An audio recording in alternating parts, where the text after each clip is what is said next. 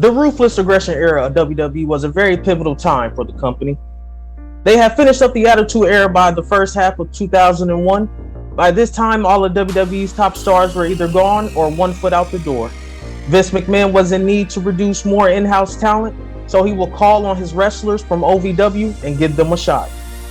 Who knew they would actually succeed and become top faces of the company? Prototypes like John Cena, Randy Orton, Brock Lesnar, and the Leviathan now known as Batista. I'm KB the Mark from WBPTV, and this is the best wrestlers from the Ruthless Aggression era. Without further ado, let's cue that intro. Number 10, Rey Mysterio. WWE found magic in Rey Mysterio when signing him in the late stages of the Attitude Era. Mysterio had a great run as a cruiserweight in WCW, but he instantly reached a bigger role in WWE working against Kurt Angle. The fan base fell in love with the underdog and wanted to see him face off against bigger names. WWE elevated Rey into an upper card role with feuds against Kurt Angle, Eddie Guerrero, and even Brock Lesnar. Mysterio accomplished the ultimate dream of winning the World Championship as the smallest top champ in WWE history. Number 9, Eddie Guerrero. WWE saw veterans of the industry breaking out in the Ruthless Aggression era thanks to the brand split. Paul Heyman elevated Eddie Guerrero into the main event role for the first time in his career on SmackDown. Guerrero's lying, cheating, and stealing gimmick became a popular, fun thing rather than just heel tactics. Fans wheeled Eddie to the top as a great WWE champion during his programs against Brock Lesnar and Kurt Angle. Number 8, Shawn Michaels. The return of Shawn Michaels gave WWE a huge boost in the early stages of the Ruthless Aggression era.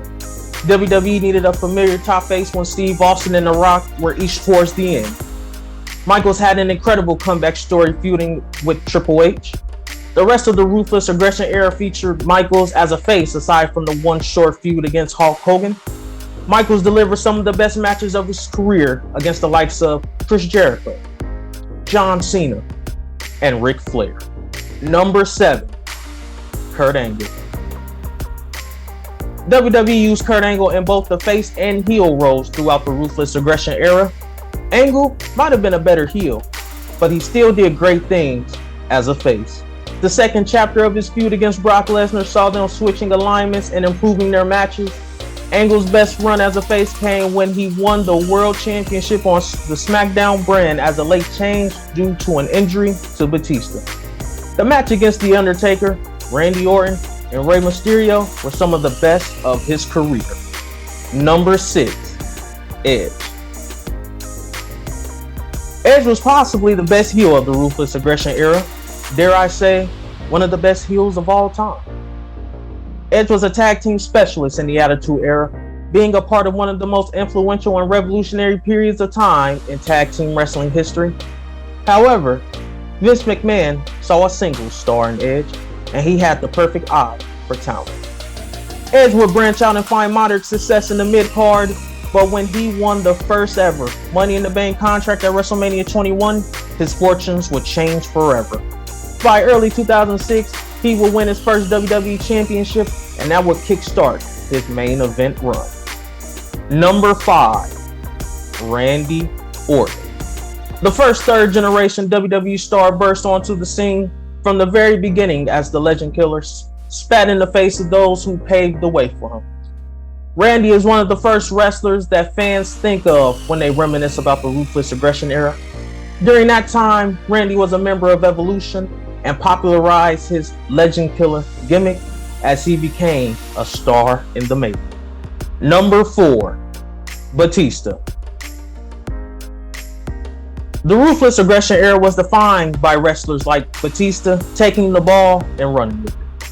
Batista started off as a heel in the Evolution faction, but the face turn against Triple H made him a top star.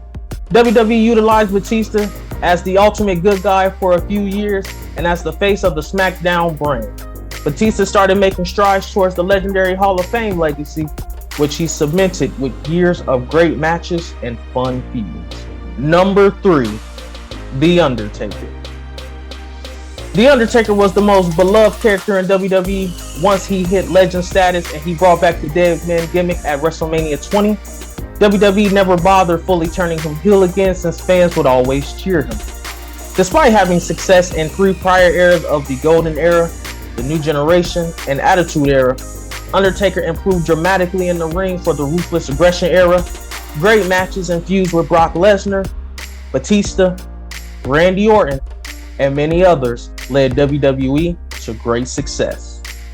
Number 2, Triple H. If the Attitude Era saw Triple H get his start and big break, it was the Ruthless Aggression Era that cemented him as an immortal in the business. It was this era that saw him rack up world title after world title, facing some of the very best names in the business and triumphing over them all. The Ruthless Aggression Era also featured Triple H's infamous Reign of Terror, one that ended around 2005 at the hands of Batista. Even so, his run during this period was fantastic. Number 1, John Cena. No wrestler took advantage of the Ruthless Aggression Era more than John Cena. The debut of Cena even came when he used the term to answer an open challenge from Kurt Angle. Cena thrived as a face from the rapping gimmick to becoming the face of the company. WWE invested everything in Cena from 2005 and it paid off to perfection. Cena had dozens of memorable programs against a variety of talents like Edge, Triple H, Umaga, and Randy Orton. WWE saw the Ruthless Aggression Era essentially start Cena's career and get him to the top to carry the upcoming PG era. Now, do you agree with our list? Let us know in the comment section below. Also, what era of wrestling do you like the most? The Attitude Era or the Ruthless Aggression Era? Don't forget to like, comment, and subscribe, and push post notifications to receive every upload from the channel. Once again, I'm KB the Mark from WBPTV, signing off until the next one. I started with nothing and came out a king. I've been the one that's been ballin' for rings.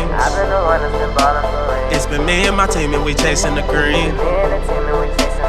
My team be the shit, we ain't ballin' for free.